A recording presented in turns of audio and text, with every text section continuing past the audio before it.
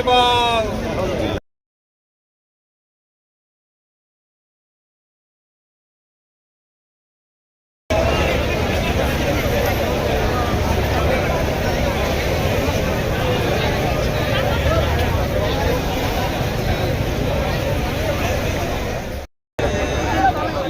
अरूहरूलाई पनि यसो पालो दिनुभयो हुन्थ्यो नि।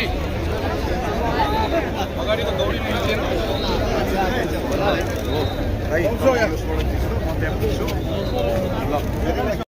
भिड भएको छ, उपाय छैन अब हामीसँग।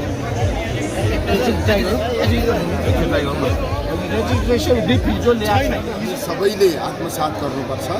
अब यो मुद्दालाई हामी सबैले बुझ्न सकेनौँ, हामी सबैले वातावरण जोगाउने प्रक्रियामा सहभागी हुन सकेनौँ भने मानव जीवन अत्यन्तै दुखी हुने स्थितिमा पुग्ने छ। संसार एउटा भयावह जोखिममा पुग्ने खतरा छ। त्यसैले मान्छेले नै पर्यावरण जोगाउन कसिनुपर्छ, लाग्नुपर्छ। मैले के गरेँ भने पर्यावरण जोगिन सक्छ, मैले के गरेँ भने बिग्रन्छ। त्यो बिग्रने काम मैले गर्नुहुन्न भनेर व्यक्ति आफै सचेत भयो भने मात्रै अब हामीले पृथ्वीलाई जोगाउन सक्छौँ, मानव बस्तीलाई सुखी बनाउन सक्छौँ। यो कुरा मनन गरेर आगामी दिनमा हामी सचेततापूर्वक बाँच्नका लागि यस्ता अभियानहरूले महत्त्वपूर्ण भूमिका खेल्न सक्छन्। सबैको सहभागिताका निम्ति म हार्दिक अनुरोध गर्न चाहन्छु।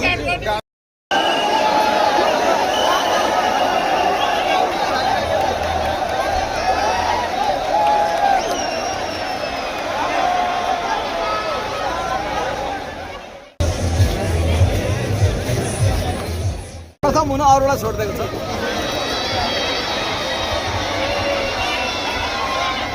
जनचेतना जगाउन जुटौँ भन्ने नाराका साथ चाहिँ हामीले यो ग्रिन रन आयोजना गरेका हौँ। साथी दौडिनेहरू दौडिनु भएको छ, हिँड्नेहरू हिँड्नु भएको छ। हजारौँको सङ्ख्यामा युवाहरू सहभागी हुनुभएको छ। यसले राम्रो सन्देश प्रवाह गरिरहेको छ।